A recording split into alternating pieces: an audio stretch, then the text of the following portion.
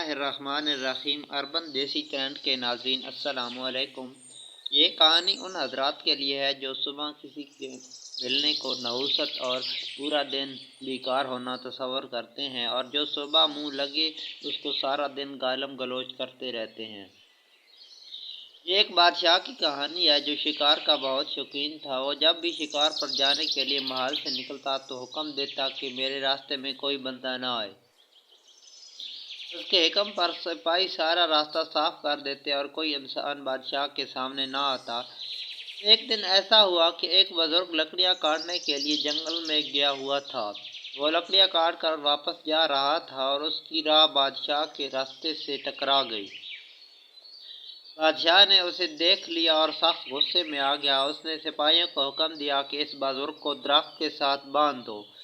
بادشاہ نے کہا اگر شکار نہ ملا تو واپس آ کر میں تمہیں پھانسی دے دوں گا، اور اگر شکار مل گیا تو میں تمہیں چھوڑ دوں گا۔ بادشاہ شکار پر چلا گیا اور قسمت سے اسے بہت سے اچھا شکار مل گیا۔ خوش ہو کر وہ واپس آیا اور بزرگ کو درخت سے کھولنے کا حکم دیا۔ بادشاہ نے کہا مجھے شکار مل گیا ہے، اس لیے میں تمہیں معاف کرتا ہوں۔ بزرگ نے کہا بادشاہ سلامت، میں آپ سے ایک بات عرض کرنا چاہتا ہوں۔ بادشاہ نے کہا کہو کیا کہنا چاہتے ہو؟ بزرگ نے کہا آپ کے لیے منحوس ثابت ہوا کیونکہ آپ کا ماننا تھا کہ میرے سامنے آنے کی وجہ سے آپ کو شکار نہیں ملے گا، لیکن آپ بھی میرے لیے منحوس ثابت ہوئی ہیں کیونکہ آپ کی وجہ سے میرا پورا دن برباد ہوا ہے اور مجھے اس قدر تکلیف برداشت کرنی پڑی۔ یہ سن کر بادشاہ سوچ میں پڑ گیا اور اسے احساس ہوا کہ بات درست ہے، اگر کوئی آپ کے لیے منحوس ہے تو آپ بھی اس کے لیے منحوس ہو سکتے ہیں۔